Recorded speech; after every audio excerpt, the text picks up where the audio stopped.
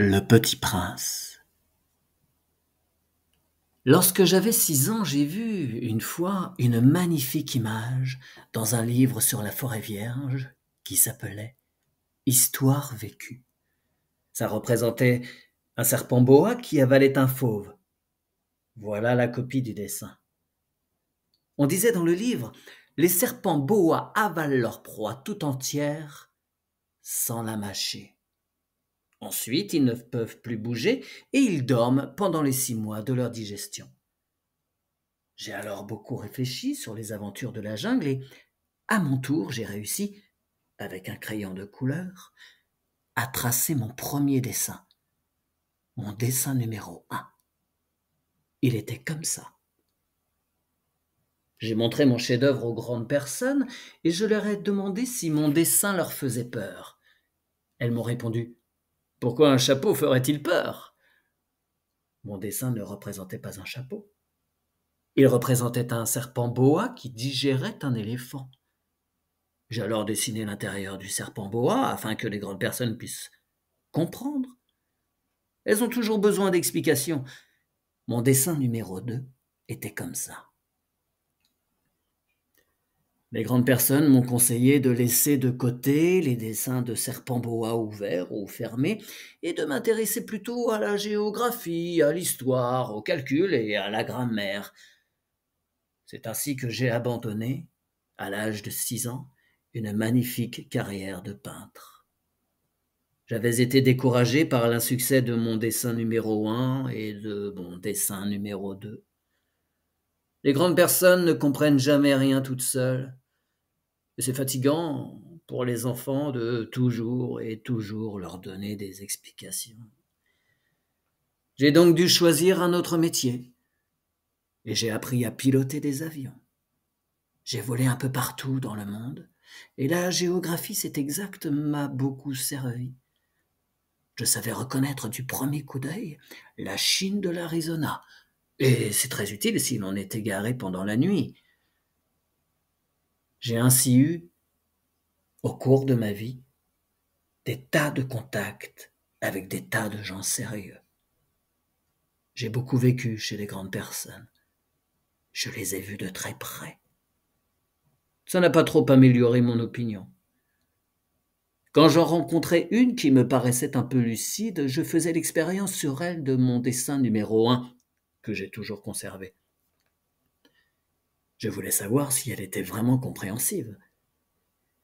Mais toujours elle répondait « C'est un chapeau !» Alors je ne lui parlais ni de serpent boa, ni de forêt vierge, ni d'étoiles. Je me mettais à sa portée. Je lui parlais de bridge, de golf, de politique et de cravate. Et la grande personne était bien contente de connaître un homme aussi raisonnable. J'ai ainsi vécu seul, sans personne avec qui parler véritablement, jusqu'à une panne dans le désert du Sahara, il y a 6 ans. Quelque chose s'était cassé dans mon moteur, et comme je n'avais avec moi ni mécanicien, ni passager, je me préparais à essayer de réussir, tout seul, une réparation difficile. C'était pour moi une question de vie ou de mort. J'avais à peine de l'eau à boire pour 8 jours. Le premier soir, je me suis donc endormi sur le sable à 1000 milles de toute terre habitée. J'étais bien plus isolé qu'un naufragé sur un radeau au milieu de l'océan. Alors vous imaginez ma surprise, au lever du jour, quand une drôle de petite voix m'a réveillé. Elle disait « S'il vous plaît, dessine-moi un mouton. » « Hein ? Dessine-moi un mouton. » J'ai sauté sur mes pieds comme si j'avais été frappé par la foudre. J'ai bien frotté mes yeux, j'ai bien regardé, et j'ai vu un petit bonhomme tout à fait extraordinaire qui me considérait gravement. Voilà le meilleur portrait que, plus tard, j'ai réussi à faire de lui. Mais mon dessin, bien sûr, est beaucoup moins ravissant que le modèle. Ce n'est pas de ma faute. J'avais été découragé dans ma carrière de peintre par les grandes personnes à l'âge de 6 ans et je n'avais rien appris à dessiner, sauf les boas fermés et les boas ouverts. Je regardais donc cette apparition avec des yeux tout ronds d'étonnement. N'oubliez pas que je me trouvais à 1000 milles de toute région habitée. Or, mon petit bonhomme ne me semblait ni égaré, ni mort de fatigue, ni mort de faim, ni mort de soif, ni mort de peur. Il n'avait en rien l'apparence d'un enfant perdu au milieu du désert à 1000 milles de toute région habitée. Quand je réussis enfin à parler, je lui dis « Mais qu'est-ce que tu fais là ?» Et il me répéta alors, tout doucement, comme une chose très sérieuse, « S'il vous plaît, dessine-moi un mouton. » Quand le mystère est trop impressionnant, on n'ose pas désobéir. Aussi absurde que cela me sembla, à 1000 milles de tous les endroits habités et en danger de mort, je sortis de ma poche une feuille de papier et un stylographe. Mais je me rappelais alors que j'avais surtout étudié la géographie, l'histoire, le calcul et la grammaire, et je dis au petit bonhomme, avec un peu de mauvaise humeur, que je ne savais pas dessiner. Il me répondit « Ça ne fait rien, dessine-moi un mouton. » Comme je n'avais jamais dessiné un mouton, je refis, pour lui, l'un des 2 seuls dessins dont j'étais capable, celui du boa fermé. Et je fus stupéfait d'entendre le petit bonhomme me répondre. « Non, non, je ne veux pas d'un éléphant dans un boa. Un boa, c'est très dangereux, et un éléphant, c'est très encombrant. Chez moi, c'est tout petit. J'ai besoin d'un mouton. Dessine-moi un mouton. » Alors j'ai dessiné. Il regarda attentivement, puis « Non, celui-là est déjà très malade, fais-en un autre. » Je dessinai. Mon ami sourit gentiment, avec indulgence. « Tu vois bien, ce n'est pas un mouton, c'est un bélier. Il a des cornes. » Je refis donc encore mon dessin.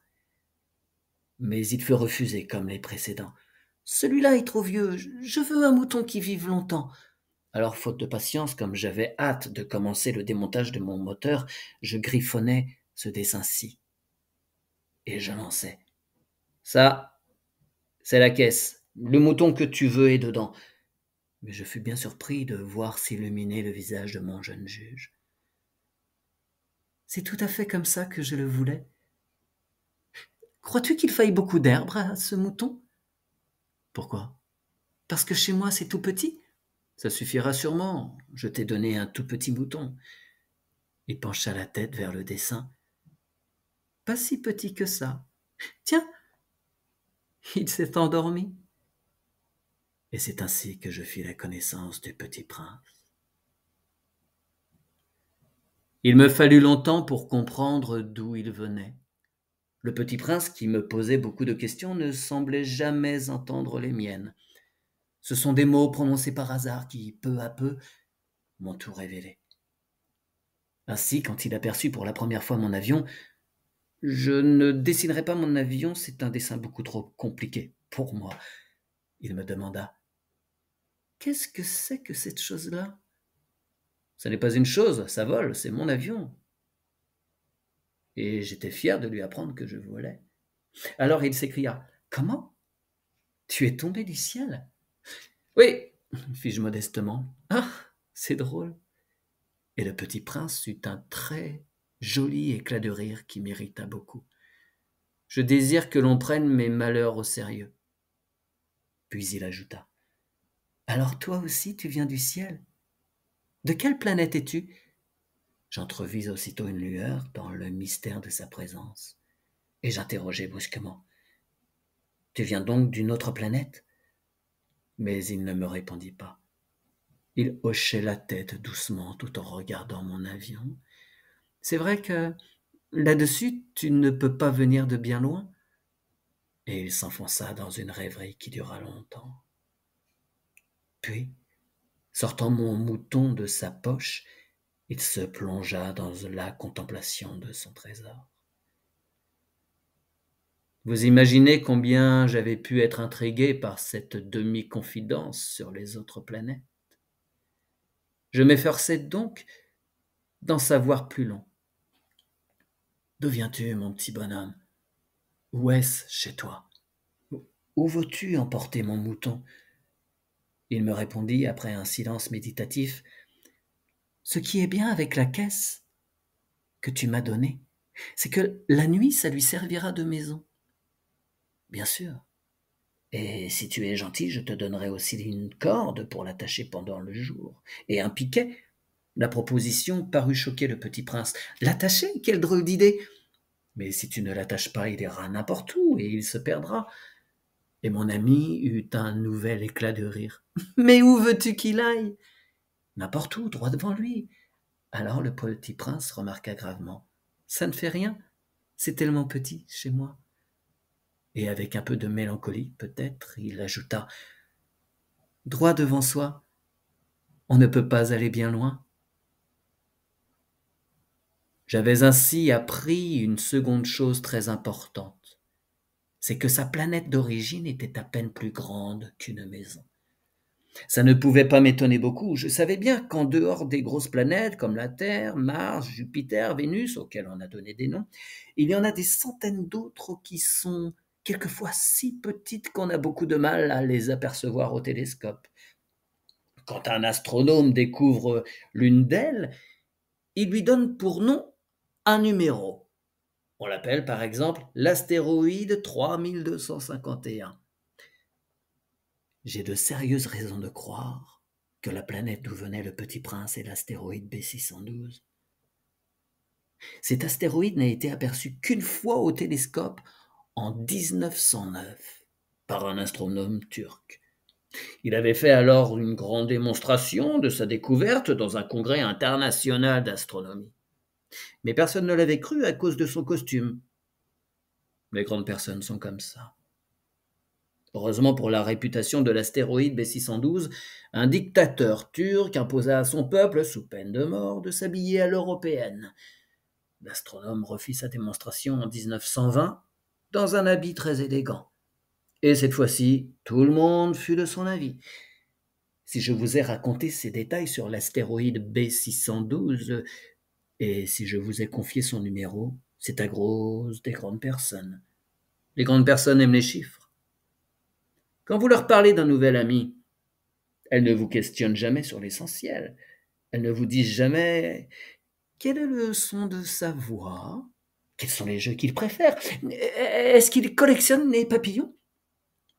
Elles vous demandent quel âge a-t-il, combien a-t-il de frères, combien pèse-t-il, combien gagne son père. Alors seulement elles croient le connaître. Si vous dites aux grandes personnes « J'ai vu une belle maison en briques roses, avec des géraniums aux fenêtres et des colombes sur le toit », elles ne parviennent pas à s'imaginer cette maison. Il faut leur dire « J'ai vu une maison à 100 000 francs ». Alors elles s'écrient « Comme c'est joli !»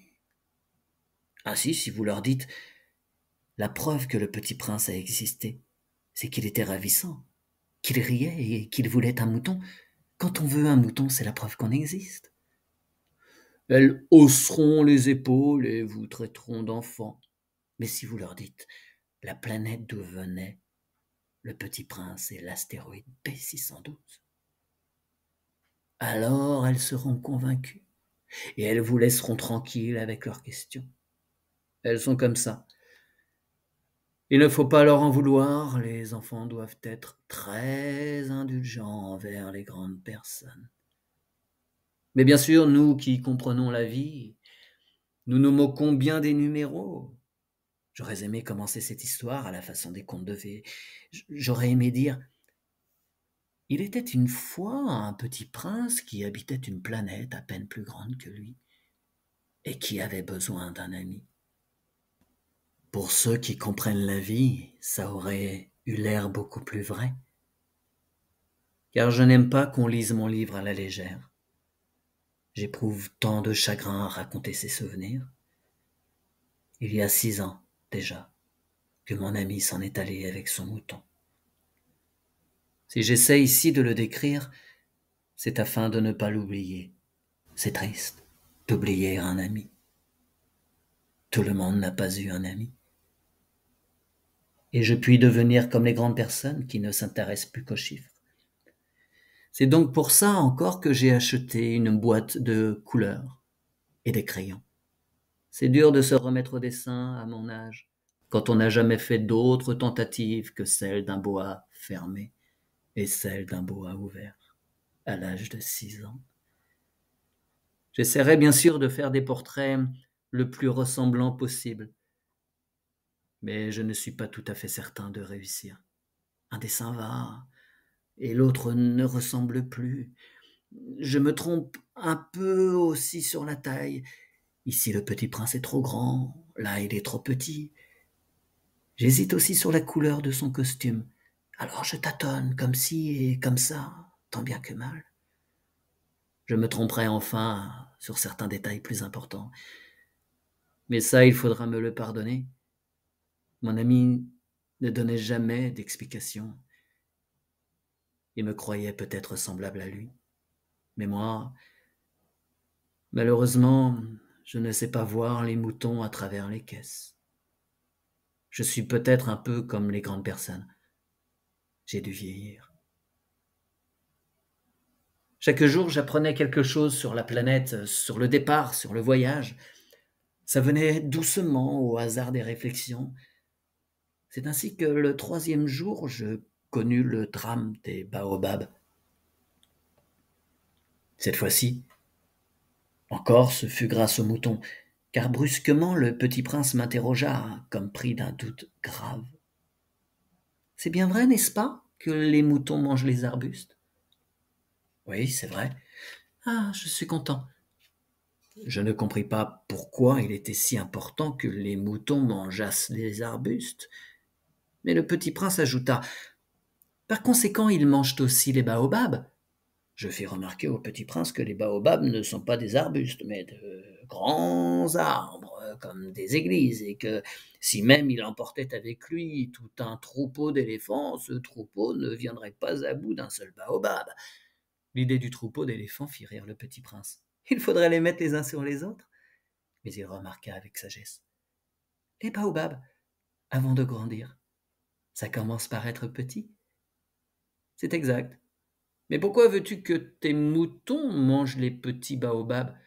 Il me répondit : voyons, comme s'il s'agissait là d'une évidence. Et il me fallut un grand effort d'intelligence pour comprendre à moi seul ce problème. Et en effet, sur la planète du Petit Prince, il y avait, comme sur toutes les planètes, de bonnes herbes et de mauvaises herbes, et par conséquent, de bonnes graines, de bonnes herbes, et de mauvaises graines, de mauvaises herbes. Et les graines sont invisibles. Elles dorment dans le secret de la terre, jusqu'à ce qu'il prenne fantaisie à l'une d'elles de se réveiller.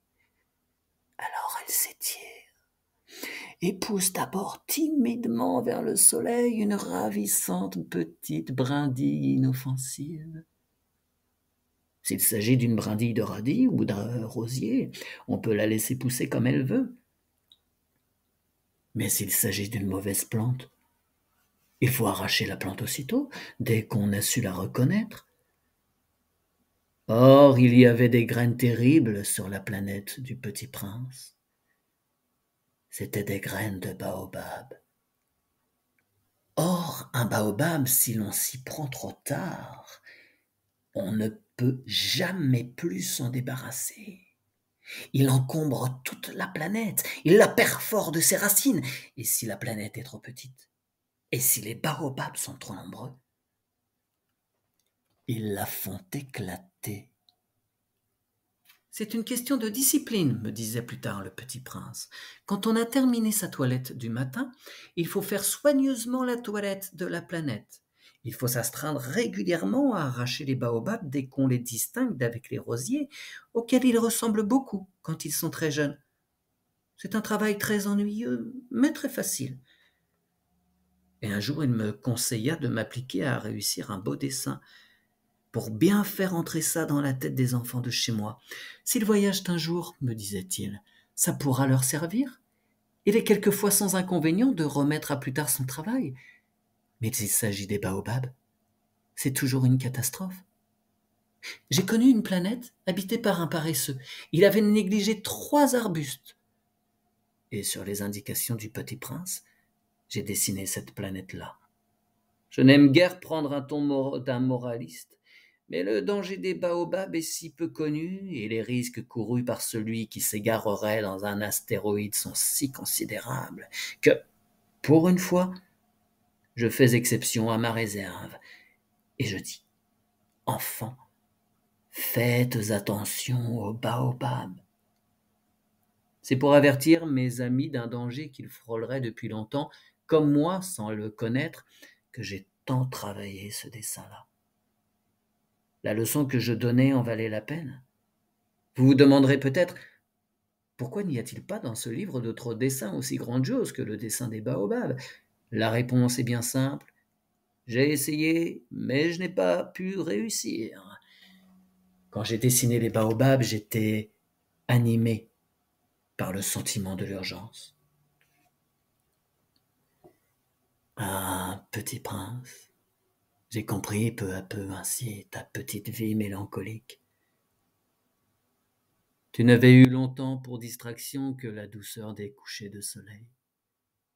J'ai appris ce détail nouveau le 4e jour au matin quand tu m'as dit « J'aime bien les couchers de soleil. Allons voir un coucher de soleil. » Mais il faut attendre. Attendre quoi? Attendre que le soleil se couche. Tu as eu l'air très surpris d'abord, et puis tu as ri de toi-même, et tu m'as dit « Je me crois toujours chez moi. » En effet, quand il est midi aux États-Unis, le soleil, tout le monde le sait, se couche sur la France. Il suffirait de pouvoir aller en France en 1 minute pour assister au coucher de soleil. Malheureusement, la France est bien trop éloignée. Mais sur ta si petite planète, il te suffisait de tirer ta chaise de quelques pas et tu regardais le crépuscule chaque fois que tu le désirais. Un jour, j'ai vu le soleil se coucher 43 fois. Et un peu plus tard, tu ajoutais, « Tu sais, quand on est tellement triste, on aime les couchers de soleil. » Le jour des 43 fois, tu étais donc tellement triste. Mais le petit prince ne répondit pas. Le 5e jour, toujours grâce au mouton, ce secret de la vie du petit prince me fut révélé. Il me demanda avec brusquerie, sans préambule, comme le fruit d'un problème longtemps médité en silence. Un mouton, s'il mange les arbustes, il mange aussi les fleurs. Un mouton mange tout ce qu'il rencontre. Même les fleurs qui ont des épines. Oui, même les fleurs qui ont des épines. Alors les épines, à quoi servent-elles? Je ne savais pas. J'étais alors très occupé à essayer de dévisser un boulon trop serré de mon moteur.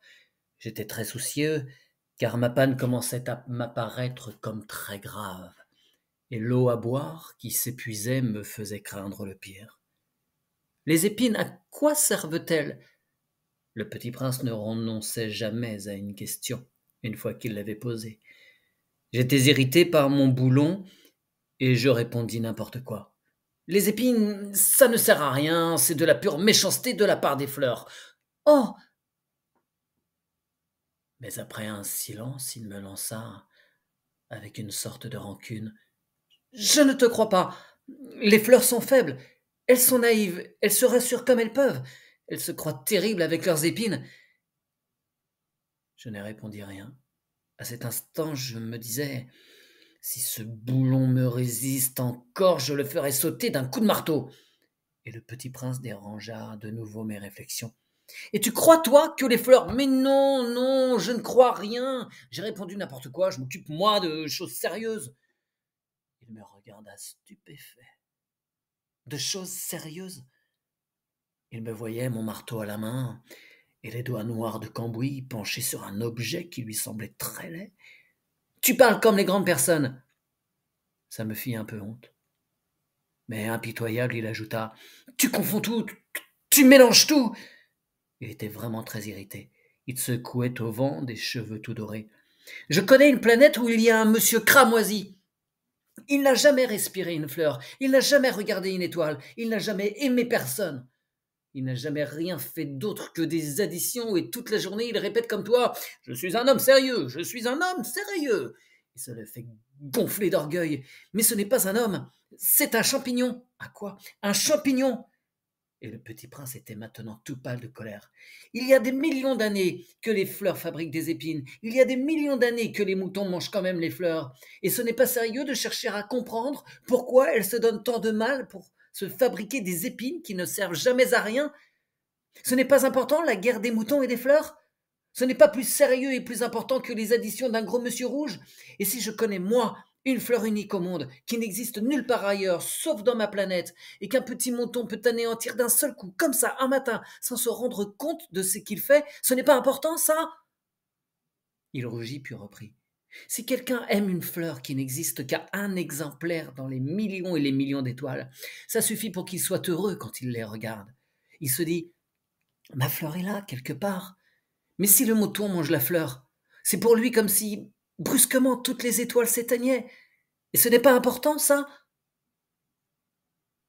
Je ne pus rien dire de plus. Il éclata brusquement en sanglots. La nuit était tombée. J'avais lâché mes outils. Je me moquais bien de mon marteau, de mon boulon, de la soif et de la mort. Il y avait, sur une étoile, une planète, la mienne, la Terre, un petit prince à consoler. Je le pris dans mes bras, je le berçais, je lui disais: La fleur que tu aimes n'est pas en danger. Je lui dessinerai une muselière à ton mouton. Je te dessinerai une armure pour ta fleur. Je ne savais pas trop quoi dire. Je me sentais tellement maladroit. Je ne savais comment l'atteindre ou le rejoindre. C'est tellement mystérieux, le pays des larmes. J'appris bien vite à mieux connaître cette fleur. Il y avait toujours eu sur la planète du Petit Prince des fleurs très simples, ornées d'un seul rang de pétales, et qui ne tenaient point de place, et qui ne dérangeaient personne. Elles apparaissaient un matin dans l'herbe, et puis elles s'éteignaient le soir. Mais celle-là avait germé un jour, d'une graine apportée d'on ne sait où. Et le Petit Prince avait surveillé de très près cette brindille, qui ne ressemblait pas aux autres brindilles. Ça pouvait être un nouveau genre de baobab, mais l'arbuste cessa vite de croître et commença de préparer une fleur.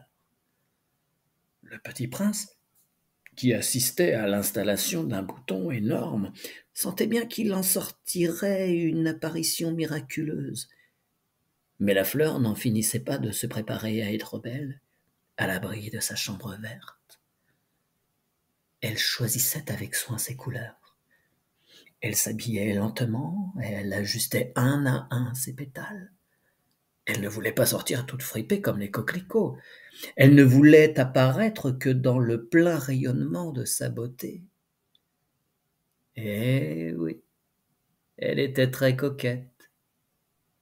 Sa toilette mystérieuse avait donc duré des jours et des jours. Et puis voici qu'un matin, justement à l'heure du lever du soleil, elle s'était montrée. Et elle, qui avait travaillé avec tant de précision, dit en bâillant: Je me réveille à peine. Je vous demande pardon, je suis encore toute décoiffée. Le Petit Prince, alors, ne put contenir son admiration. Que vous êtes belle, n'est-ce pas? Répondit doucement la fleur. Et je suis née en même temps que le soleil. Le Petit Prince devina bien qu'elle n'était pas trop modeste, mais elle était si émouvante. C'est l'heure, je crois, du petit déjeuner, avait-elle bientôt ajouté. Auriez-vous la bonté de penser à moi? Et le Petit Prince, tout confus, ayant été chercher un arrosoir d'eau fraîche, avait servi la fleur. Ainsi, L'avait-elle bien vite tourmentée par sa vanité un peu ombrageuse? Un jour, par exemple, parlant de ses 4 épines, elle avait dit au petit prince: «Ils peuvent venir, les tigres avec leurs griffes.» «Il n'y a pas de tigres sur ma planète», avait objecté le petit prince. «Et puis, les tigres ne mangent pas l'herbe.» «Je ne suis pas une herbe», avait doucement répondu la fleur. «Pardonnez-moi, je ne crains rien des tigres, mais j'ai horreur des courants d'air. Vous n'auriez pas un paravent?» «Horreur des courants d'air? Ce n'est pas de chance pour une plante», avait remarqué le petit prince. «Cette fleur est bien compliquée. Le soir, vous me mettrez sous globe, il fait très froid chez vous, c'est mal installé. Là d'où je viens...» Mais elle s'était interrompue. Elle était venue sous forme de graine. Elle n'avait rien pu connaître des autres mondes. Humiliée de s'être laissée surprendre à préparer un mensonge aussi naïf, elle avait toussé 2 ou 3 fois pour mettre le petit prince dans son tort. Ce paravent, j'allais le chercher, mais vous me parliez. Alors, elle avait forcé sa toux pour lui infliger quand même des remords. Ainsi, le petit prince, malgré la bonne volonté de son amour, avait vite douté d'elle. Il avait pris au sérieux des mots sans importance et était devenu très malheureux. «J'aurais dû ne pas l'écouter», me confia-t-il un jour. «Il ne faut jamais écouter les fleurs. Il faut les regarder et les respirer. La mienne embaumait ma planète, mais je ne savais pas m'en réjouir. Cette histoire de griffes, qui m'avait tellement agacé, eût dû m'attendrir.» Il me confia encore. «Je n'ai alors rien su comprendre. J'aurais dû la juger sur les actes et non sur les mots. Elle embaumait et m'éclairait. Je n'aurais jamais dû m'enfuir. J'aurais dû deviner sa tendresse derrière ses pauvres ruses. Les fleurs sont si contradictoires, mais j'étais trop jeune pour savoir l'aimer.» Je crois qu'il profita pour son évasion d'une migration d'oiseaux sauvages. Au matin du départ, il mit sa planète bien en ordre. Il ramena soigneusement ses volcans en activité. Il possédait 2 volcans en activité, et c'était bien commode pour faire chauffer le petit déjeuner du matin. Il possédait aussi un volcan éteint, mais comme il disait, on ne sait jamais. Il ramena donc également le volcan éteint. S'ils sont bien ramonés, les volcans brûlent doucement et régulièrement, sans éruption. Les éruptions volcaniques sont comme des feux de cheminée. Évidemment, sur notre Terre, nous sommes beaucoup trop petits pour ramener nos volcans. C'est pourquoi ils nous causent des tas d'ennuis. Le petit prince arracha aussi, avec un peu de mélancolie, les dernières pousses de baobab. Il croyait ne jamais devoir revenir. Mais tous ses travaux familiers lui parurent, ce matin-là, extrêmement doux. Et quand il arrosa une dernière fois la fleur et se prépara à la mettre à l'abri sous son globe, il se découvrit l'envie de pleurer. «Adieu», dit-il à la fleur. Mais elle ne lui répondit pas. «Adieu», répéta-t-il. La fleur toussa, mais ce n'était pas à cause de son rhume. «J'ai été sotte», lui dit-elle enfin. «Je te demande pardon. Tâche d'être heureux.» Il fut surpris par l'absence de reproche. Il restait là, tout déconcerté, le globe en l'air. Il ne comprenait pas cette douceur calme. «Mais oui, je t'aime», lui dit la fleur. «Tu n'en as rien su par ma faute. Cela n'a aucune importance. Mais tu as été aussi sot que moi. Tâche d'être heureux. Laisse ce globe tranquille, je n'en veux plus. Mais le vent, je ne suis pas si enrhumé que ça. L'air frais de la nuit me fera du bien, je suis une fleur. Mais les bêtes, il faut bien que je supporte 2 ou 3 chenilles si je veux connaître les papillons.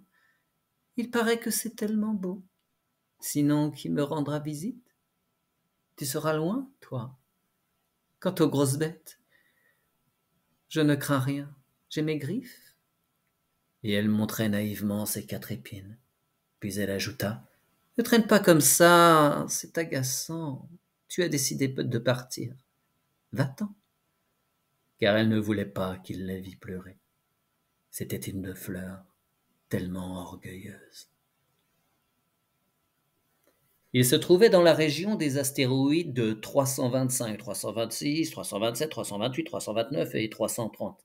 Il commença donc par les visiter pour y chercher une occupation et pour s'instruire. Le premier était habité par un roi. Le roi siégeait, habillé de pourpre et d'hermine, sur un trône très simple et cependant majestueux. « Ah, voilà un sujet !» s'écria le roi quand il aperçut le petit prince. Et le petit prince se demanda « Comment peut-il me connaître puisqu'il ne m'a jamais encore vu ?» Il ne savait pas que pour les rois, le monde est très simplifié, tous les hommes sont des sujets. « Approche-toi, que je te vois mieux !» lui dit le roi qui était tout fier d'être enfin roi pour quelqu'un. Le petit prince chercha des yeux où s'asseoir, mais la planète était tout encombrée par le magnifique manteau d'hermine. Il resta donc debout et, comme il était fatigué, il bâilla. « Il est contraire à l'étiquette de bâiller en présence d'un roi, » lui dit le monarque. « Je te l'interdis. » « Je ne peux pas m'en empêcher, » répondit le petit prince tout confus. « J'ai fait un long voyage et je n'ai pas dormi. »« Alors, » lui dit le roi, « je t'ordonne de bâiller. Je n'ai vu personne bâiller depuis des années. Les bâillements sont pour moi une des curiosités. Allons, bâille encore. C'est un ordre. »« Ça m'intimide, je ne peux plus, » fit le petit prince tout rougissant. Répondit le roi. « Alors je t'ordonne tantôt de bâiller, tantôt de... » Il bredouillait un peu et paraissait vexé, car le roi tenait essentiellement à ce que son autorité fût respectée. Il ne tolérait pas la désobéissance. C'était un monarque absolu. Mais comme il était très bon, il leur donnait des ordres raisonnables. « Si j'ordonnais, disait-il couramment, si j'ordonnais à un général de se changer en oiseau de mer, et si le général n'obéissait pas, ce ne serait pas la faute du général, ce serait ma faute. Puis-je m'asseoir » s'enquit timidement le petit prince. « Je t'ordonne de t'asseoir, » lui répondit le roi qui ramena majestueusement un pan de son manteau d'hermine. Mais le petit prince s'étonnait. La planète était minuscule. Sur quoi le roi pouvait-il bien régner ? « Sire, » lui dit-il, « je vous demande pardon de vous interroger. »« Je t'ordonne de m'interroger, » se hâta de dire le roi. « Sire, sur quoi régnez-vous ? » ?»« Sur tout, » répondit le roi, avec une grande simplicité. « Sur tout ?» Le roi, d'un geste discret, désigna sa planète, les autres planètes et les étoiles. « Sur tout ça ?» dit le petit prince. « Sur tout ça, » répondit le roi, car non seulement c'était un monarque absolu, mais c'était un monarque universel.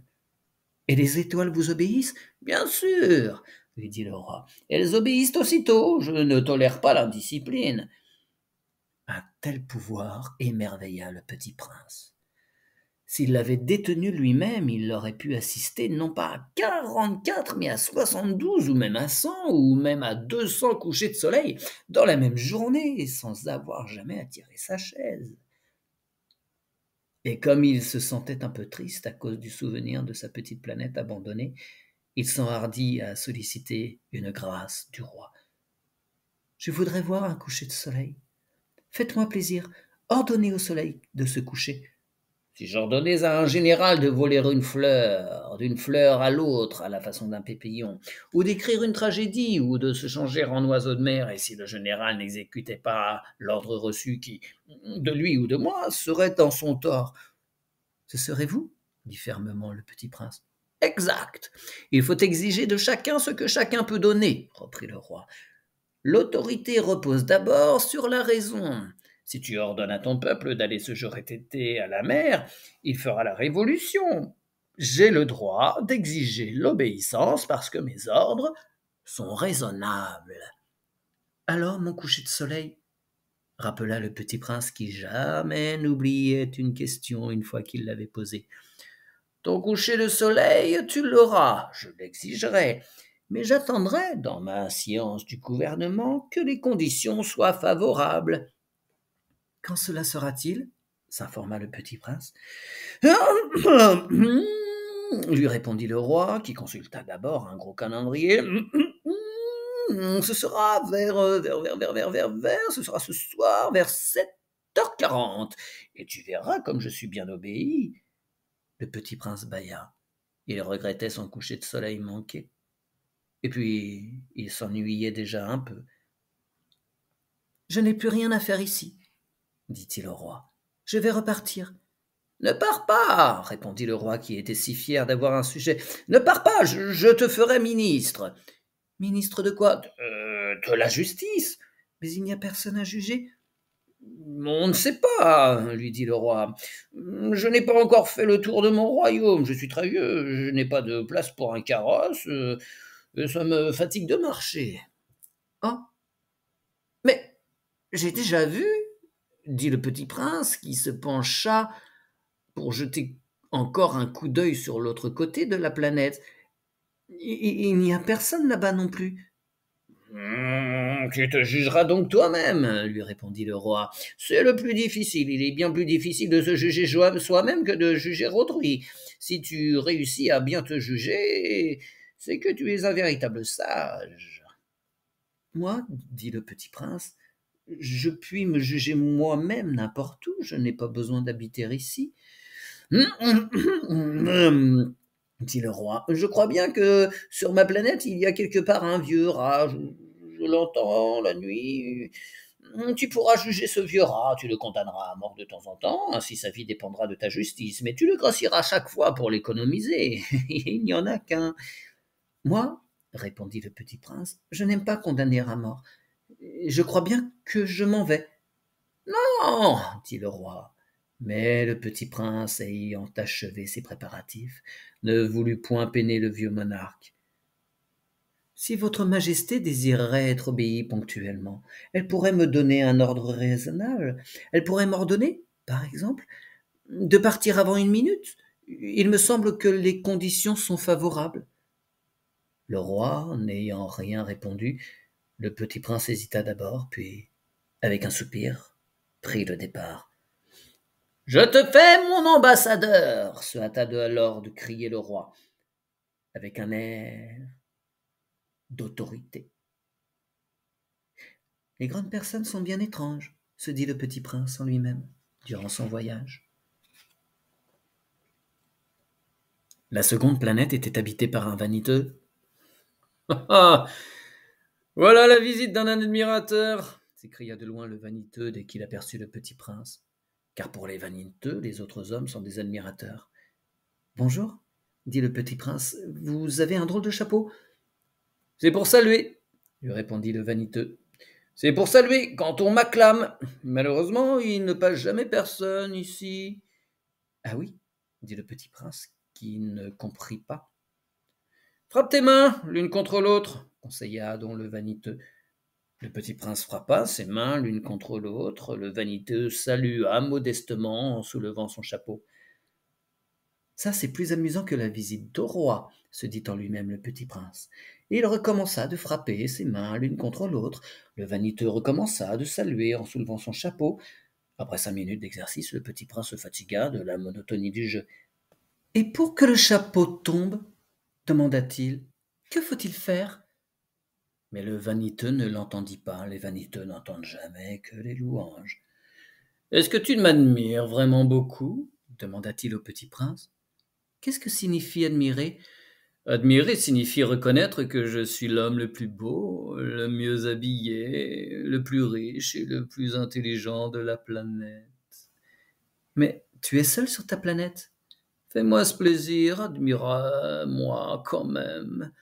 Je t'admire, dit le petit prince, en haussant un peu les épaules. Mais en quoi cela peut-il bien t'intéresser? Et le petit prince s'en fut.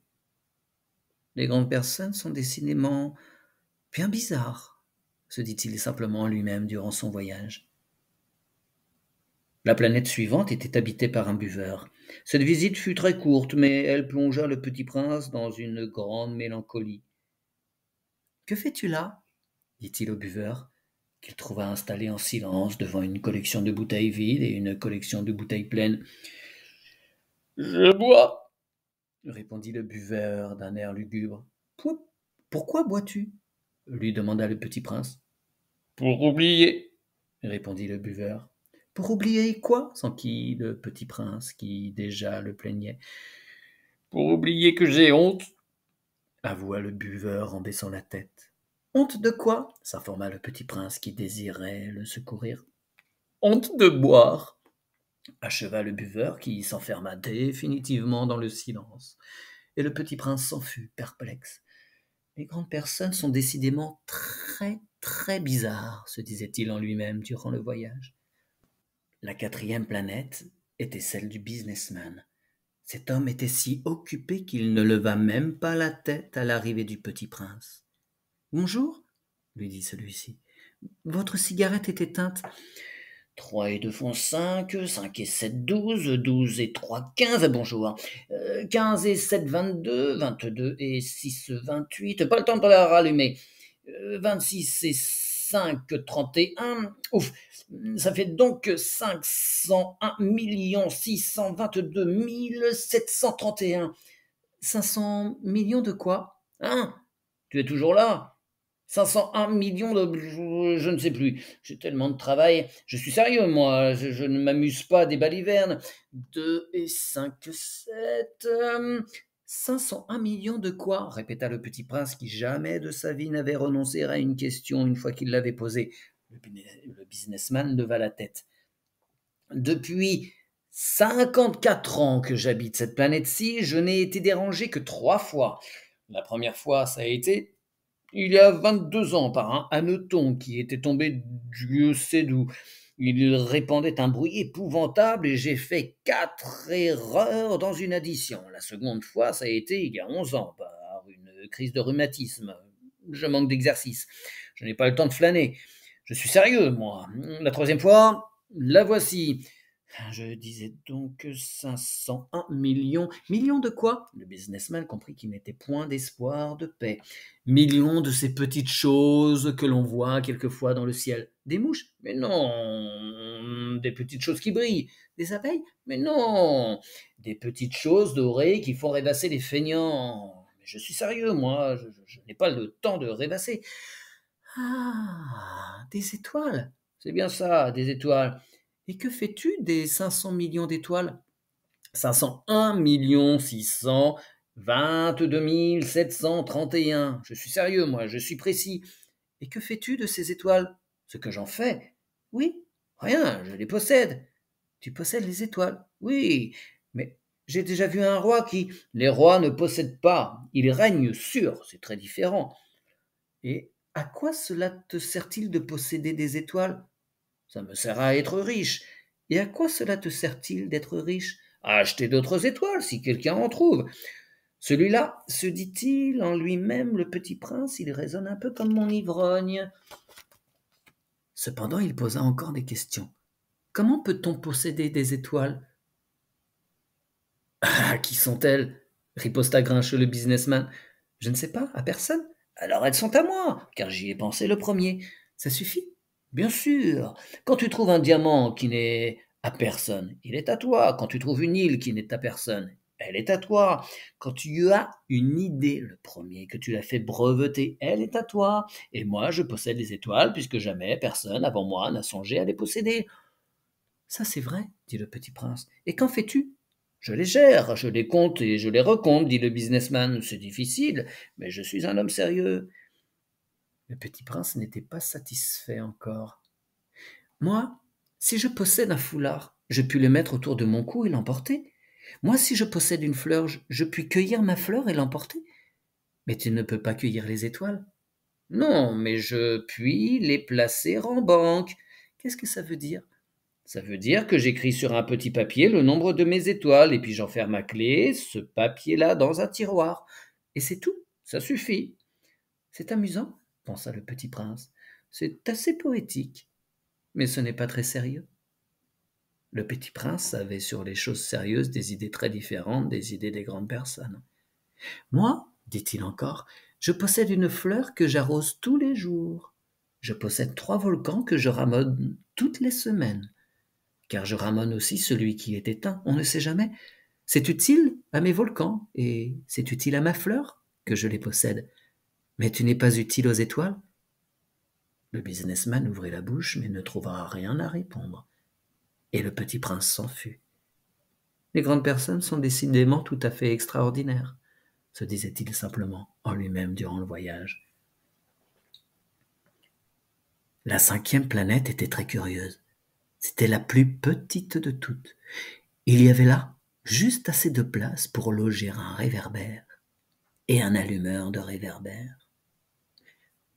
Le petit prince ne parvenait pas à s'expliquer à quoi pouvait bien servir quelque part dans le ciel, sur une planète sans maison ni population, un réverbère et un allumeur de réverbère. Cependant, il se dit en lui-même, « Peut-être bien que cet homme est absurde.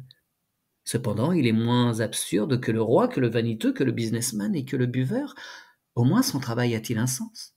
Quand il l'allume, son réverbère, c'est comme s'il faisait naître une étoile de plus ou une fleur. Quand il éteint son réverbère, ça endort la fleur ou l'étoile. C'est une occupation très jolie. C'est véritablement utile puisque c'est joli. » Lorsqu'il aborda la planète et salua respectueusement l'allumeur. « Bonjour, pourquoi viens-tu d'éteindre ton réverbère ?»« C'est la consigne, répondit l'allumeur. Bonjour, qu'est-ce que la consigne ? C'est éteindre mon réverbère. Bonsoir. Et il le ralluma. Mais pourquoi viens-tu de le rallumer ? C'est la consigne, répondit l'allumeur. Je ne comprends pas, dit le petit prince. Il n'y a rien à comprendre, dit l'allumeur. La consigne, c'est la consigne. Bonjour. Et il éteignit son réverbère. Puis il s'épongea le front avec un mouchoir à carreaux rouges. Je fais là un métier terrible, c'était raisonnable autrefois. J'éteignais le matin et j'allumais le soir. J'avais le reste du jour pour me reposer et le reste de la nuit pour m'endormir. Et depuis cette époque, la consigne a changé. La consigne n'a pas changé, dit l'allumeur. C'est bien là le drame. La planète, d'année en année, a tourné de plus en plus vite et la consigne n'a pas changé. Alors, dit le petit prince, alors maintenant qu'elle fait un tour par minute, je n'ai plus une seconde de repos. J'allume et j'éteins une fois par minute. Ça, c'est drôle. Les jours chez toi durent 1 minute. Ce n'est pas drôle du tout, dit l'allumeur. Ça fait déjà 1 mois que nous parlons ensemble. 1 mois ? Oui, 30 minutes, 30 jours, bonsoir. Et il ralluma son réverbère. Le petit prince le regarda et aima cette allumeur qui était tellement fidèle à la consigne. Il se souvint des couchers de soleil que lui-même allait autrefois chercher en tirant sa chaise. Il voulut aider son ami. « Tu sais, je connais un moyen de te reposer quand tu voudras. »« Je veux toujours, » dit l'allumeur. « Car on peut être à la fois fidèle et paresseux. » Le petit prince poursuivit. « Ta planète est tellement petite que tu en fais le tour en 3 enjambées. Tu n'as qu'à marcher assez lentement pour rester toujours au soleil. Quand tu voudras te reposer, tu marcheras. Et le jour durera aussi longtemps que tu voudras. »« Ça ne m'avance pas à grand-chose, dit l'allumeur. Ce que j'aime dans la vie, c'est dormir. »« Ce n'est pas de chance, dit le petit prince. »« Ce n'est pas de chance, dit l'allumeur. Bonjour. » Et il éteignit son réverbère.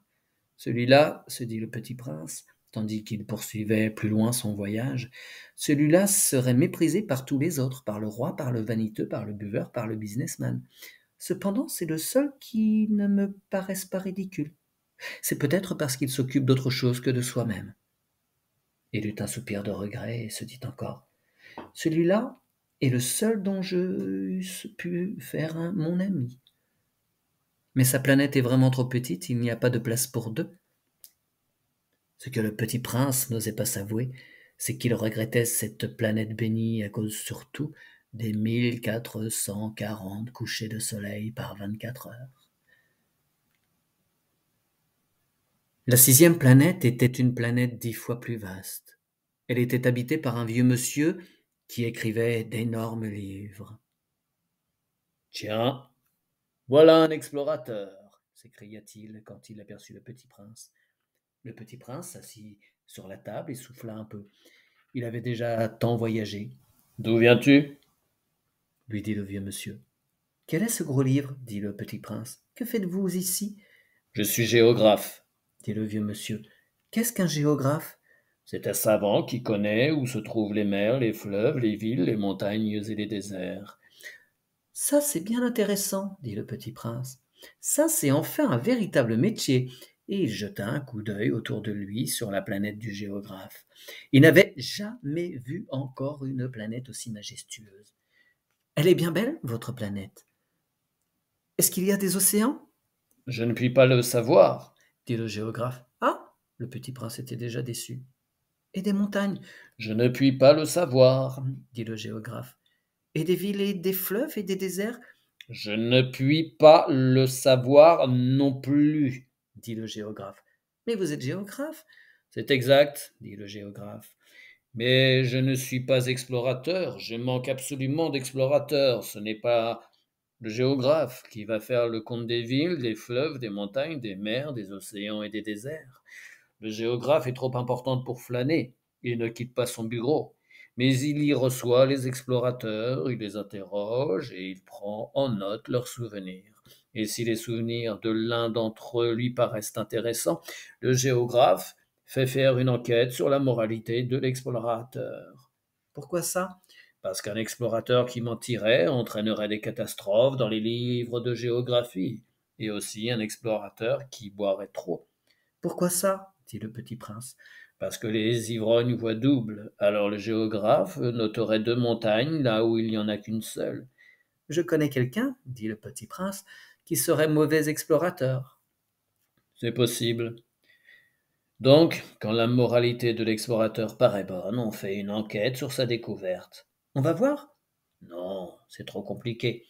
Mais on exige de l'explorateur qu'il fournisse des preuves. S'il s'agit par exemple de la découverte d'une grosse montagne, on exige qu'il en rapporte une grosse pierre. Le géographe soudain s'émut. Mais toi, tu viens de loin, tu es explorateur. Tu vas me décrire ta planète. Et le géographe, ayant ouvert son registre, tailla son crayon. On note d'abord au crayon les récits des explorateurs, on attend pour noter à l'encre que l'explorateur ait fourni des preuves. Alors, interrogea le géographe. Oh, chez moi, dit le petit prince, ce n'est pas très intéressant, c'est trop petit. J'ai 3 volcans, 2 volcans en activité et un volcan éteint. Mais on ne sait jamais. On ne sait jamais, dit le géographe. J'ai aussi une fleur. Nous ne notons pas les fleurs, dit le géographe. Pourquoi ça? C'est le plus joli. Parce que les fleurs sont éphémères. Qu'est-ce que signifie éphémère? Les géographies, dit le géographe, sont des livres les plus précieux de tous les livres. Elles ne se démodent jamais. Il est très rare qu'une montagne change de place. Il est très rare qu'un océan se vide de son eau. Nous écrivons des choses éternelles. Mais les volcans éteints peuvent se réveiller, interrompit le petit prince. Qu'est-ce que signifie éphémère? Que les volcans soient éteints ou soient éveillés, ça revient au même pour nous autres, dit le géographe. Ce qui compte pour nous, c'est la montagne. Elle ne change pas. Mais qu'est-ce que signifie éphémère? Répéta le petit prince, qui de sa vie n'avait jamais renoncé à une question une fois qu'il l'avait posée. Ça signifie qu'il est menacé de disparition prochaine. Ma fleur est menacée de disparition prochaine? Bien sûr. Ma fleur est éphémère, se dit le petit prince. Et elle n'a que 4 épines pour se défendre contre le monde. Et je vais laisser toute seule chez moi. Ce fut là son premier mouvement de regret. Mais il reprit courage. Que me conseillez-vous d'aller visiter? Demanda-t-il. La planète Terre, lui répondit le géographe. Elle a une bonne réputation. Et le petit prince s'en fut, songeant à sa fleur. La 7e planète fut donc la Terre. La Terre n'est pas une planète quelconque. On y compte 111 rois, en n'oubliant pas bien sûr les rois nègres. 7000 géographes, 900 000 businessmen, 7 millions et demi d'ivrognes, 311 millions de vaniteux, c'est-à-dire environ 2 milliards de grandes personnes. Pour vous mieux donner une idée des dimensions de la Terre, je vous dirais qu'avant l'invention de l'électricité, on y devait entretenir sur l'ensemble des 6 continents une véritable armée de 462 511 allumeurs de réverbères. Vu d'un peu plus loin, ça faisait un effet splendide. Les mouvements de cette armée étaient réglés comme ceux d'un ballet d'opéra. D'abord venait le tour des allumeurs de réverbères de Nouvelle-Zélande et d'Australie. Puis ceux-ci, ayant allumé leurs lampions, s'en allaient dormir. Alors entraient à leur tour dans la danse les allumeurs de réverbères de Chine et de Sibérie. Puis eux aussi s'escamotaient dans les coulisses. Alors venait le tour des allumeurs de réverbères de Russie et des Indes, puis de ceux d'Afrique et d'Europe, puis de ceux d'Amérique du Sud, puis de ceux d'Amérique du Nord, et jamais ils ne se trompaient dans leur ordre d'entrée en scène. C'était grandiose. Seul l'allumeur de l'unique réverbère du pôle Nord et son confrère de l'unique réverbère du pôle Sud menaient des vies d'oisiveté et de nonchalance. Ils travaillaient 2 fois par an. Quand on veut faire de l'esprit, il arrive que l'on mente un peu. Je n'ai pas été très honnête en vous parlant des allumeurs de réverbères. Je risque de donner une idée fausse de notre planète à ceux qui ne la connaissent pas. Les hommes occupent très peu de place sur la Terre. Si les 2 milliards d'habitants qui peuplent la Terre se tenaient debout et un peu serrés, comme pour un meeting, ils logeraient aisément sur une place publique de 20 000 de long sur 20 000 de large. On pourrait entasser l'humanité sur le moindre petit îlot du Pacifique. Les grandes personnes, bien sûr, ne vous croiront pas. Elles s'imaginent tenir beaucoup de place. Elles se voient importantes comme des baobabs. Vous leur conseillerez donc de faire le calcul. Elles adorent les chiffres, ça leur plaira. Mais ne perdez pas votre temps à ce pensum. C'est inutile, vous avez confiance en moi. Le petit prince, une fois sur terre, fut donc bien surpris de ne voir personne. Il avait déjà peur de s'être trompé de planète quand un anneau couleur de lune remua dans le sable. « Bonne nuit » fit le petit prince à tout hasard. « Bonne nuit » fit le serpent. « Sur quelle planète suis-je tombé » demanda le petit prince. « Sur la terre, en Afrique » répondit le serpent. « Ah, et il n'y a donc personne sur la terre ?»« Ici c'est le désert, il n'y a personne dans les déserts. La terre est grande » dit le serpent. Le petit prince s'assit sur une pierre et leva les yeux vers le ciel. « Je me demande, dit-il, si les étoiles sont éclairées afin que chacun puisse un jour trouver la sienne. Regarde ma planète. Elle est juste au-dessus de nous. Mais comme elle est loin. »« Elle est belle, dit le serpent. Que viens-tu faire ici ? » J'ai des difficultés avec une fleur, dit le petit prince. Ah, fit le serpent. Et ils se turent. Où sont les hommes ? Reprit enfin le petit prince. On est un peu seul dans le désert. On est aussi seul chez les hommes, dit le serpent. Et le petit prince le regarda longtemps. Tu es une drôle de bête, lui dit-il enfin, mince comme un doigt. Mais je suis plus puissant que le doigt d'un roi, dit le serpent. Le petit prince eut un sourire. Tu n'es pas bien puissant, tu n'as même pas de pattes, tu ne peux même pas voyager. Je puis t'emporter plus loin qu'un navire, dit le serpent. Il s'enroula autour de la cheville du petit prince comme un bracelet d'or. Celui que je touche, je le rends à la terre dont il est sorti, dit-il encore. Mais tu es pur, et tu viens d'une étoile. Le petit prince ne répondit rien. Tu me fais pitié, toi si faible, sur cette terre de granit. Je puis t'aider un jour si tu regrettes trop ta planète. Je puis... Oh, j'ai très bien compris, fit le petit prince. Mais pourquoi parles-tu toujours par énigmes ? Je les résous toutes, dit le serpent. Et ils se turent. Le petit prince traversa le désert et ne rencontra qu'une fleur à 3 pétales, une fleur de rien du tout. « Bonjour, dit le prince. « Bonjour, dit la fleur. « Où sont les hommes ? Demanda poliment le petit prince. La fleur, un jour, avait vu passer une caravane. Les hommes ?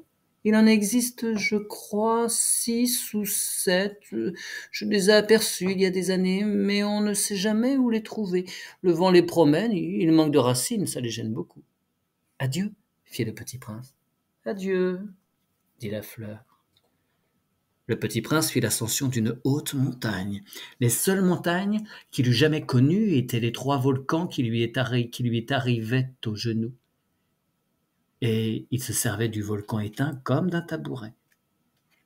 D'une montagne haute comme celle-ci, se dit-il donc, j'apercevrais d'un coup toute la planète et tous les hommes. Mais il n'aperçut rien que des aiguilles de roc bien aiguisées. Bonjour, dit-il à tout hasard. Bonjour, bonjour, bonjour, répondit l'écho. Qui êtes-vous ? dit le petit prince. Qui êtes-vous ? Qui êtes-vous ? Qui êtes-vous ? répondit l'écho. Soyez mes amis, je suis seul, dit-il. Je suis seul, seul, répondit l'écho. Quelle drôle de planète, pensa-t-il alors. Elle est toute sèche et toute pointue et toute salée. Et les hommes manquent d'imagination, ils répètent ce qu'on leur dit. Chez moi, j'avais une fleur, elle parlait toujours la première. Mais il arriva que le petit prince, ayant longtemps marché à travers les sables, les rocs et les neiges, découvrit enfin une route.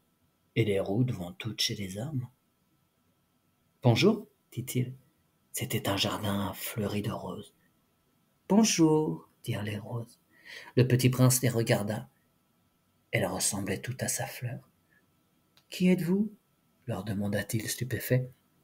Nous sommes les roses, répondirent les roses. Ah, fit le petit prince. Et il se sentit très malheureux. Sa fleur lui avait raconté qu'elle était seule de son espèce dans l'univers, et voici qu'il en était 5000, toutes semblables en un seul jardin.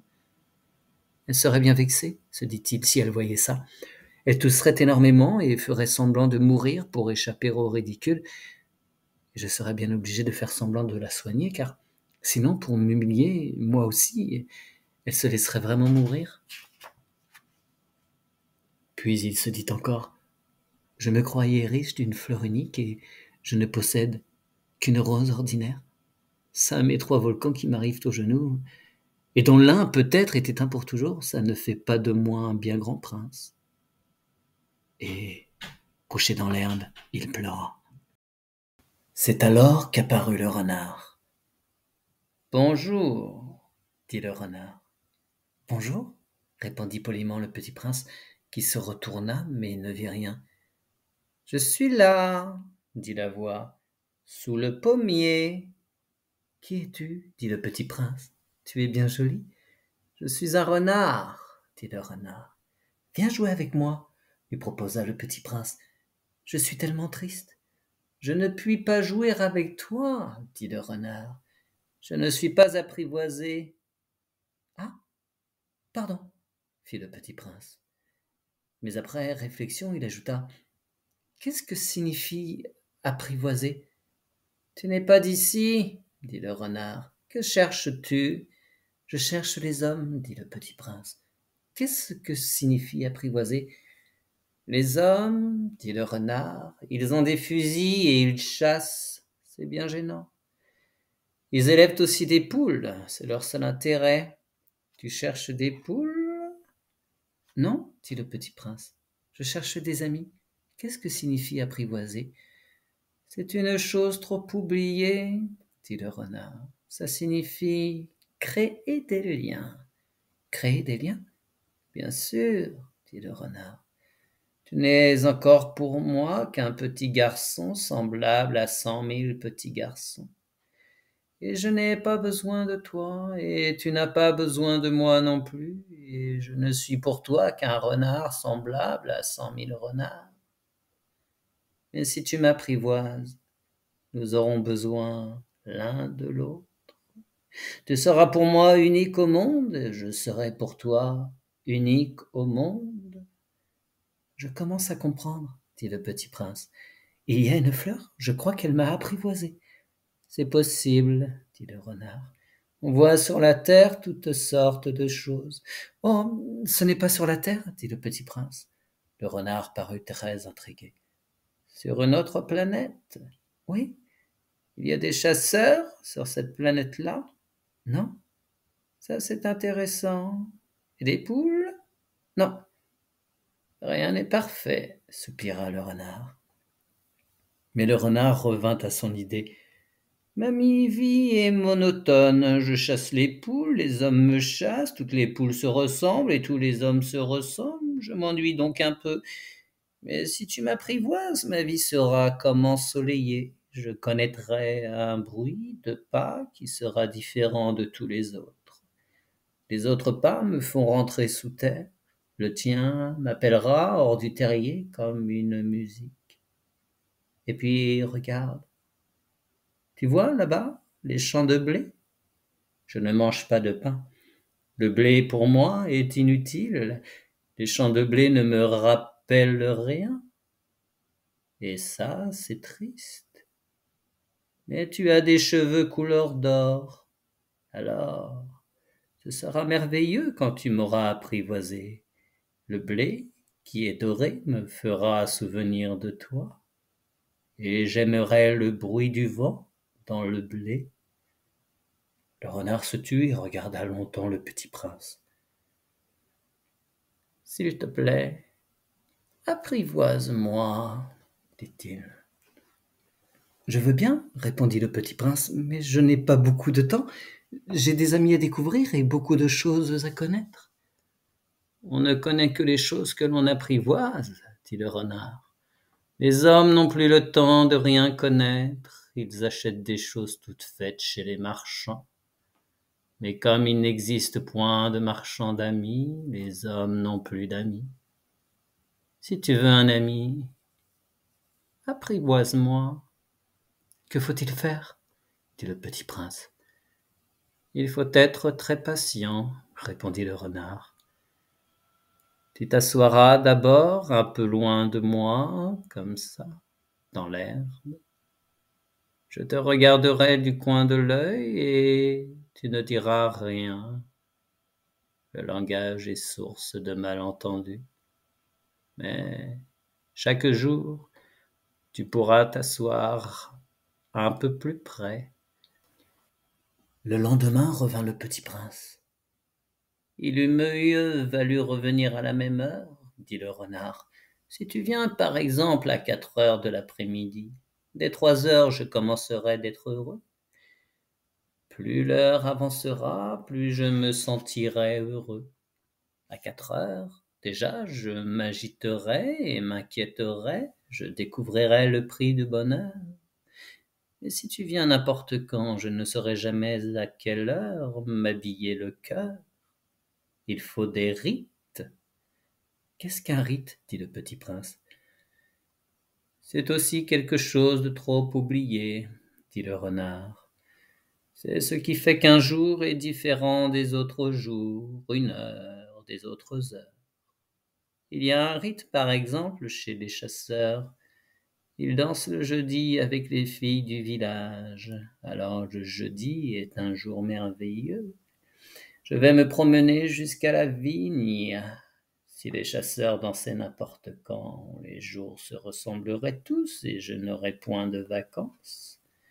Ainsi le petit prince apprivoisa le renard, et quand l'heure du départ fut proche, « Ah, dit le renard, je pleurerai. »« C'est ta faute, dit le petit prince.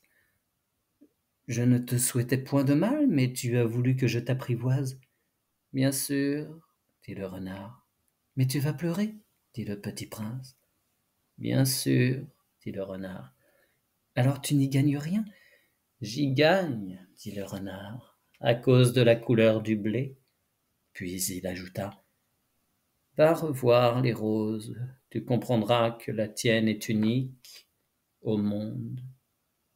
Tu reviendras me dire adieu et je te ferai cadeau d'un secret. » Le petit prince s'en fut revoir les roses. « Vous n'êtes pas du tout semblable à ma rose. Vous n'êtes rien encore, leur dit-il.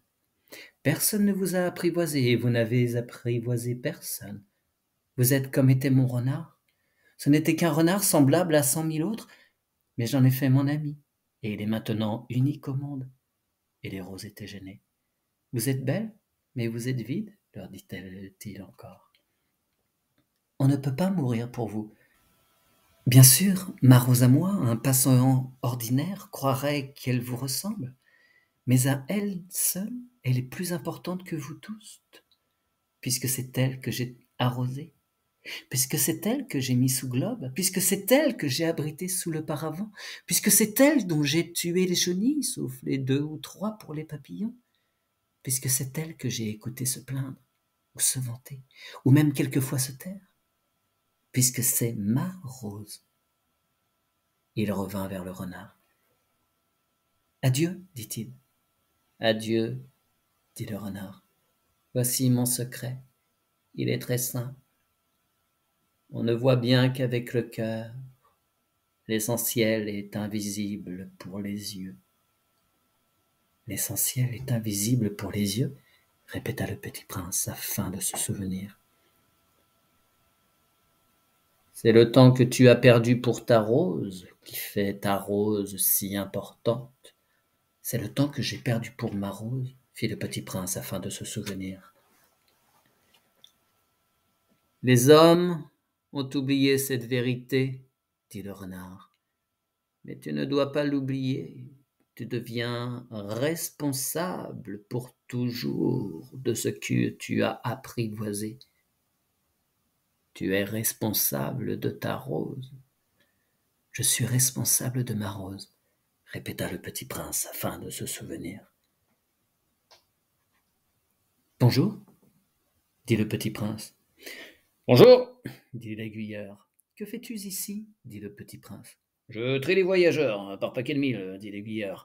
J'expédie les trains qui les emportent tantôt vers la droite, tantôt vers la gauche. Et un rapide, illuminé, grondant comme le tonnerre, fit trembler la cabine d'aiguillage. Ils sont bien pressés, dit le petit prince. Que cherche-t-il? L'homme de la locomotive l'ignore lui-même, dit l'aiguilleur. Il gronda en sens inverse, un second rapide illuminé. Ils reviennent déjà? Demande le petit prince. Ce ne sont pas les mêmes, dit l'aiguilleur. C'est un échange. Ils n'étaient pas contents là où ils étaient? On n'est jamais content là où on est, dit l'aiguilleur. Et gronda le tonnerre d'un troisième rapide illuminé. Ils poursuivent les premiers voyageurs? Demanda le petit prince. Ils ne poursuivent rien du tout, dit l'aiguilleur. Ils dorment là-dedans ou bien ils bâillent. Les enfants seuls écrasent leur nez contre les vitres. Les enfants seuls savent ce qu'ils cherchent, fit le petit prince. Ils perdent du temps pour une poupée de chiffon et elle devient très importante si on la leur enlève. Ils pleurent. Ils ont de la chance, dit l'aiguilleur. Bonjour, dit le petit prince. Bonjour, dit le marchand. C'était un marchand de pilules perfectionnées qui apaisent la soif. On en avale une par semaine et l'on n'éprouve plus le besoin de boire. Pourquoi vends-tu ça? Dit le petit prince. C'est une grosse économie de temps, dit le marchand. Les experts ont fait les calculs. On épargne 53 minutes par semaine. Et que fait-on de ces 53 minutes? On en fait ce qu'on veut. Moi, se dit le petit prince, si j'avais 53 minutes à dépenser, je marcherais tout doucement vers une fontaine. Nous en étions au 8e jour de ma panne dans le désert, et j'avais écouté l'histoire du marchand en buvant la dernière goutte de ma provision d'eau. Ah, dis-je au petit prince, ils sont bien jolis tes souvenirs, mais je n'ai pas encore réparé mon avion. Je n'ai plus rien à boire, et je serais heureux moi aussi si je pouvais marcher tout doucement vers une fontaine. Mon ami le renard, me dit-il, mon petit bonhomme, il ne s'agit plus du renard. Pourquoi? Parce qu'on va mourir de soif. Il ne comprit pas mon raisonnement. Il me répondit, c'est bien d'avoir eu un ami, même si l'on va mourir. Moi, je suis bien content d'avoir eu un ami renard. Il ne mesure pas le danger, me dis-je. Il n'a jamais ni faim ni soif. Un peu de soleil lui suffit. Mais il me regarda et répondit à ma pensée. J'ai soif aussi. Cherchons un puits. J'eus un geste de lassitude. Il est absurde de chercher un puits au hasard dans l'immensité du désert. Cependant, nous nous mîmes en marche. Quand nous eûmes marché des heures en silence, la nuit tomba, et les étoiles commencèrent de s'éclairer. Je les apercevais comme en rêve, ayant un peu de fièvre à cause de la soif. Les mots du petit prince dansaient dans ma mémoire. « Tu as donc soif, toi aussi ?» lui demandai-je. Mais il ne répondit pas à ma question, il me dit simplement « L'eau peut aussi être bonne pour le cœur ?» Je ne compris pas sa réponse, mais je me tus. Je savais bien qu'il ne fallait pas l'interroger. Il était fatigué, il s'assit, je m'assis auprès de lui, et après un silence, il me dit encore « Les étoiles sont belles à cause d'une fleur que l'on ne voit pas. » Je répondis « Bien sûr. » Et je regardais sans parler les plis du sable sous la lune. « Le désert est beau, » ajouta-t-il. Et c'était vrai. J'ai toujours aimé le désert, on s'assoit sur une dune de sable, on ne voit rien, on n'entend rien, et cependant quelque chose rayonne en silence. Ce qui embellit le désert, dit le petit prince, c'est qu'il cache un puits, quelque part. Je fus surpris de comprendre soudain ce mystérieux rayonnement du sable. Lorsque j'étais petit garçon, j'habitais une maison ancienne, et la légende racontait qu'un trésor y était enfoui. Bien sûr, personne jamais n'a su le découvrir, ni peut-être même ne l'a cherché. Mais il enchantait toute cette maison. Ma maison cachait un secret au fond de son cœur. Oui, oui, dis-je au petit prince, qu'il s'agisse de la maison, des étoiles ou du désert, ce qui fait leur beauté est invisible. Je suis content, dit-il, que tu sois d'accord avec mon renard. Comme le petit prince s'endormit, je le pris dans mes bras et me remis en route. J'étais ému. Il me semblait porter un trésor fragile. Il me semblait même qu'il n'y eût rien de plus fragile sur la terre. Je regardais, à la lumière de la lune, ce front pâle, ses yeux clos, ses mèches de cheveux qui tremblaient au vent. Et je me disais, ce que je vois là n'est qu'une écorce. Le plus important est invisible. Comme ses lèvres, entr'ouvertes, ébauchaient un demi-sourire, je me dis encore, ce qui m'émeut si fort de ce petit prince endormi, c'est sa fidélité pour une fleur. C'est l'image d'une rose qui rayonne en lui comme la flamme d'une lampe, même quand il dort. Et je le devinais plus fragile encore. Il faut bien protéger les lampes. Un coup de vent peut les éteindre. Et marchant ainsi, je découvris le puits au lever du jour. Les hommes, dit le petit prince, ils s'enfournent dans les rapides, mais ils ne savent plus ce qu'ils cherchent. Alors ils s'agitent et tournent en rond. Et il ajouta, ce n'est pas la peine. Le puits que nous avions atteint ne ressemblait pas aux puits sahariens. Les puits sahariens sont de simples trous creusés dans le sable. Celui-là ressemblait à un puits de village, mais il n'y avait là aucun village. Et je croyais rêver. C'est étrange, dis-je au petit prince. Tout est prêt. La poulie, le seau et la corde. Il rit, toucha la corde, fit jouer la poulie. Et la poulie gémit comme gémit une vieille girouette quand le vent a longtemps dormi. Tu entends, dit le petit prince. Nous réveillons ce puits et il chante. Je ne voulais pas qu'il fît un effort. Laisse-moi faire, lui dis-je. C'est trop lourd pour toi. Lentement, je hissai le seau jusqu'à la margelle. Je l'y installai bien d'aplomb. Dans mes oreilles durait le chant de la poulie et, dans l'eau qui tremblait encore, je voyais trembler le soleil. J'ai soif de cette eau-là, dit le petit prince. Donne-moi à boire. Et je compris ce qu'il avait cherché. Je soulevai le seau jusqu'à ses lèvres. Il but, les yeux fermés. C'était doux comme une fête. Cette eau était bien autre chose qu'un aliment. Elle était née de la marche sous les étoiles, du chant de la poulie, de l'effort de mes bras. Elle était bonne pour le cœur, comme un cadeau.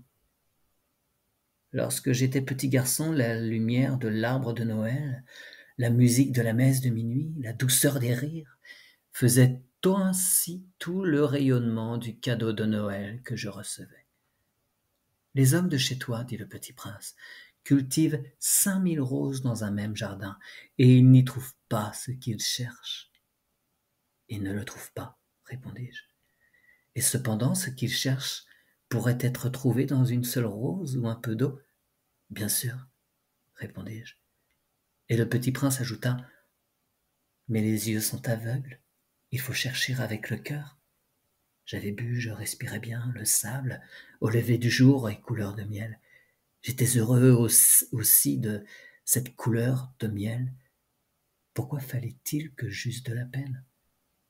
Il faut que tu tiennes ta promesse, me dit doucement le petit prince, qui, de nouveau, s'était assis auprès de moi. Quelle promesse? Tu sais, une muselière pour mon mouton, je suis responsable de cette fleur. Je sortis de ma poche mes ébauches de dessin. Le petit prince les aperçut et il dit en riant: «Tes baobabs, ils ressemblent un peu à des choux.» Oh, moi qui étais si fier de mes baobabs. Ton renard, ses oreilles, elles ressemblent un peu à des cornes, et elles sont trop longues. Et il rit encore. Tu es injuste, petit bonhomme. Je ne savais rien dessiner que les boas fermés et les boas ouverts. Oh, ça ira, dit-il. Les enfants savent. Je crayonnai donc une muselière, et j'eus le cœur serré en la lui donnant. Tu as des projets que j'ignore? Mais il ne me répondit pas. Il me dit: Tu sais, ma chute sur la terre, c'en sera demain l'anniversaire.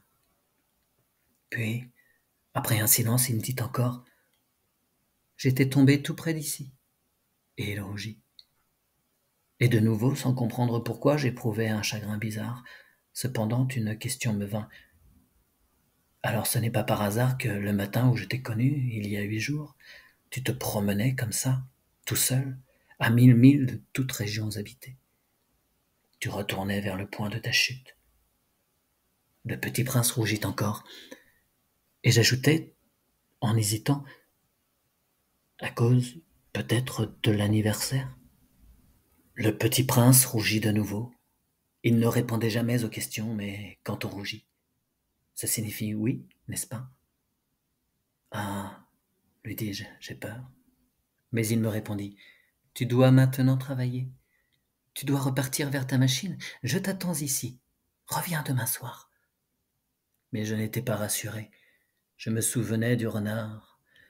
On risque de pleurer un peu si l'on s'est laissé apprivoiser. Il y avait à côté du puits une ruine de vieux murs de pierre. Lorsque je revins de mon travail le lendemain soir, j'aperçus de loin mon petit prince assis là-haut, les jambes pendantes, et je entendis qui parlait. « Tu ne te souviens donc pas, disait-il. Ce n'est pas tout à fait ici. » Une autre voix lui répondit sans doute, puisqu'il répliqua: « Si, si, c'est bien le jour, mais ce n'est pas ici l'endroit. » Je poursuivis ma marche vers le mur. Je ne voyais ni n'entendais toujours personne. Pourtant le petit prince répliqua de nouveau: « Bien sûr.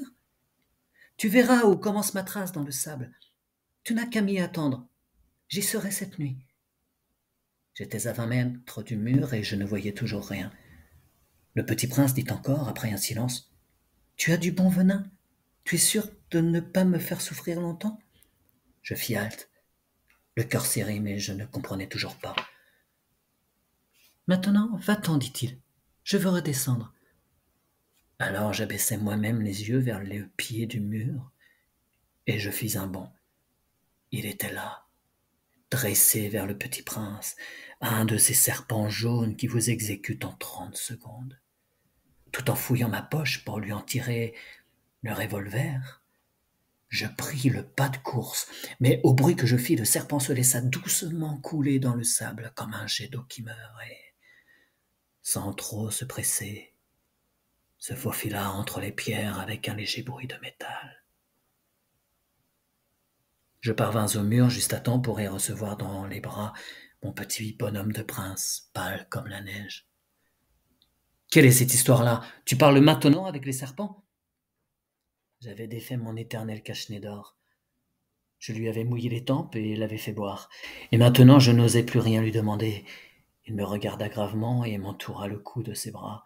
Je sentais battre son cœur comme celui d'un oiseau qui meurt quand on l'a tiré à la carabine. Il me dit: « Je suis content que tu aies trouvé ce qui manquait à ta machine. Tu vas pouvoir rentrer chez toi? Comment sais-tu? » Je venais justement lui annoncer que, contre toute espérance, j'avais réussi mon travail. Il ne répondit rien à ma question, mais il ajouta: « Moi aussi, aujourd'hui, je rentre chez moi. » Puis mélancolique: « C'est bien plus loin, c'est bien plus difficile. » Je sentais bien qu'il se passait quelque chose d'extraordinaire. Je le serrais dans mes bras, comme un petit enfant, et cependant il me semblait qu'il coulait verticalement dans un abîme sans que je puisse rien pour le retenir. Il avait le regard sérieux, perdu, très loin. « J'ai un mouton, et j'ai la caisse pour le mouton, et j'ai la muselière. et il sourit avec mélancolie. J'attendis longtemps. Je sentais qu'il se réchauffait peu à peu. Petit bonhomme, tu as eu peur. Il avait eu peur, bien sûr, mais il rit doucement. J'aurais bien plus peur ce soir. De nouveau, je me sentis glacé par le sentiment de l'irréparable, et je compris que je ne supportais pas l'idée de ne plus jamais entendre ce rire. C'était pour moi comme une fontaine dans le désert. Petit bonhomme, je veux t'entendre rire. Encore. Mais il me dit, cette nuit, ça fera 1 an. Mon étoile se trouvera juste au-dessus de l'endroit où je suis tombé l'année dernière. Petit bonhomme, n'est-ce pas que c'est un mauvais rêve, cette histoire de serpent et de rendez-vous et d'étoiles? Mais il ne répondit pas à ma question, il me dit, ce qui est important, ça ne se voit pas. Bien sûr. C'est comme pour la fleur. Si tu aimes une fleur qui se trouve dans une étoile, c'est doux la nuit de regarder le ciel. Toutes les étoiles sont fleuries. Bien sûr. C'est comme pour l'eau. Celle que tu m'as donnée à boire était comme une musique, à cause de la poulie et de la corde. Tu te rappelles? Elle était bonne. Bien sûr. Tu regarderas la nuit des étoiles. C'est trop petit chez moi pour que je te montre où se trouve la mienne. C'est mieux comme ça. Mon étoile, ce sera pour toi des étoiles. Alors toutes les étoiles, tu aimeras les regarder. Elles seront toutes tes amies. Et puis, je vais te faire un cadeau. Il rit encore. Ah, petit bonhomme, j'aime entendre ce rire. Justement, ce sera mon cadeau. Ce sera comme pour l'eau. Que veux-tu dire? Les gens ont des étoiles qui ne sont pas les mêmes. Pour les uns qui voyagent, les étoiles sont des guides. Pour d'autres, elles ne sont rien que des petites lumières. Pour d'autres qui sont savants, elles sont des problèmes. Et pour mon businessman, elles étaient de l'or. Mais toutes ces étoiles-là se taisent. Toi, tu auras des étoiles comme personne n'en a. Que veux-tu dire? Quand tu regarderas le ciel la nuit, puisque j'habiterai dans l'une d'elles, puisque je rirai dans l'une d'elles, alors ce sera pour toi comme si riaient toutes les étoiles. Tu auras, toi, des étoiles qui savent rire. Et il rit encore. Et quand tu seras consolé, on se console toujours, tu seras content de m'avoir connu, tu seras toujours mon ami, tu auras envie de rire avec moi, et tu ouvriras parfois ta fenêtre comme ça pour le plaisir, et tes amis seront bien étonnés de te voir rire en regardant le ciel. Alors tu leur diras, oui, les étoiles, ça me fait toujours rire. Et ils te croiront fou. Je t'aurais joué un bien vilain tour. Et il rit encore. Ce sera comme si je t'avais donné, au lieu d'étoiles, des tas de petits grelots qui savent rire. Et il rit encore. Et il redevint sérieux. Cette nuit, tu sais, ne viens pas. Je ne te quitterai pas. J'aurai l'air d'avoir mal, j'aurai un peu l'air de mourir, c'est comme ça. Ne viens pas voir ça, ce n'est pas la peine. Je ne te quitterai pas. Mais il était soucieux. Je te dis ça, c'est à cause aussi du serpent. Il ne faut pas qu'il te morde. Les serpents, c'est méchant, ça peut mordre pour le plaisir. Je ne te quitterai pas. Mais quelque chose le rassura. C'est vrai qu'ils n'ont plus de venin pour la seconde morsure. Cette nuit-là, je ne le vis pas se mettre en route. Il s'était évadé sans bruit. Quand je réussis à le rejoindre, il marchait décidé, d'un pas rapide. Il me dit seulement « Ah, tu es là ?» et il me prit par la main. Mais il se tourmenta encore. « Tu as eu tort. Tu auras de la peine. J'aurai l'air d'être mort et ce ne sera pas vrai. » Moi, je me taisais. « Tu comprends, c'est trop loin. Je ne peux pas emporter ce corps-là, c'est trop lourd. » Moi, je me taisais. « Ce sera comme une vieille écorce abandonnée. Ce n'est pas triste, les vieilles écorces. » Moi, je me taisais. Il se découragea un peu, mais il fit encore un effort. « Ce sera gentil, tu sais. Moi aussi, je regarderai les étoiles. Toutes les étoiles seront des puits avec une poulée rouillée. Toutes les étoiles me verseront à boire. Moi, je me taisais. Ce sera tellement amusant. Tu auras 500 millions de grelots, j'aurai 500 millions de fontaines. Et il se tut aussi, parce qu'il pleurait. C'est là. Laisse-moi faire un pas tout seul. Et il s'assit parce qu'il avait peur. Il dit encore, tu sais, ma fleur, j'en suis responsable. Elle est tellement faible, et elle est tellement naïve. Elle a 4 épines de rien du tout pour la protéger contre le monde. Moi, je m'assis parce que je ne pouvais plus me tenir debout. Il dit, voilà, c'est tout. Il hésita encore un peu, puis il se releva. Il fit un pas. Moi, je ne pouvais pas bouger. Il n'y eut rien qu'un éclair jaune près de sa cheville. Il demeura un instant immobile. Il ne cria pas.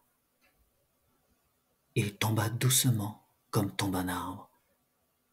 Ça ne fit même pas de bruit, à cause du sable. Et maintenant, bien sûr, ça fait 6 ans déjà. Je n'ai jamais encore raconté cette histoire. Les camarades qui m'ont revu ont été bien contents de me revoir vivant. J'étais triste, mais je leur disais, c'est la fatigue. Maintenant, je me suis un peu consolé, c'est-à-dire, pas tout à fait. Mais je sais bien qu'il est revenu à sa planète, car, au lever du jour, je n'ai pas retrouvé son corps.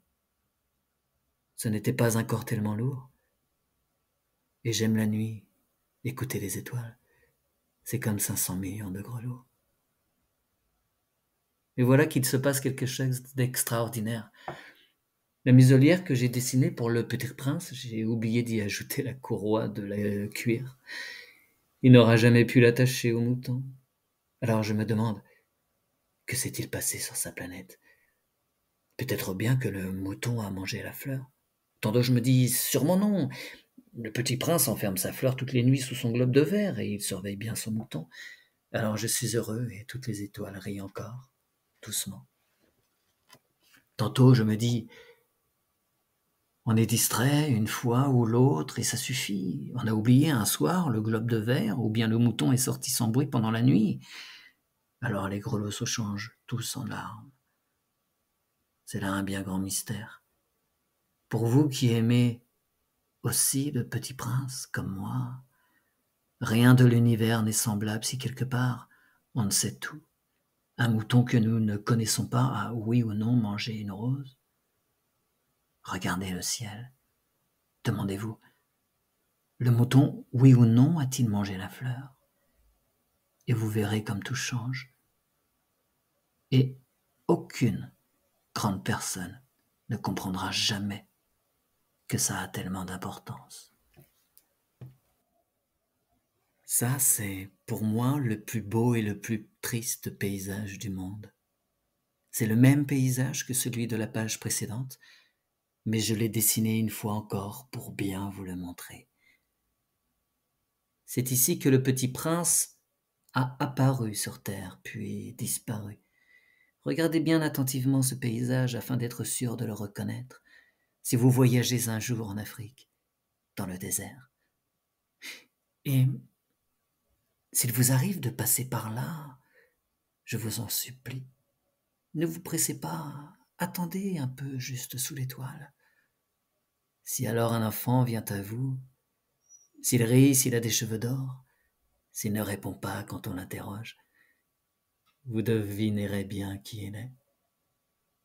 Alors soyez gentil, ne me laissez pas tellement triste. Écrivez-moi vite qu'il est revenu.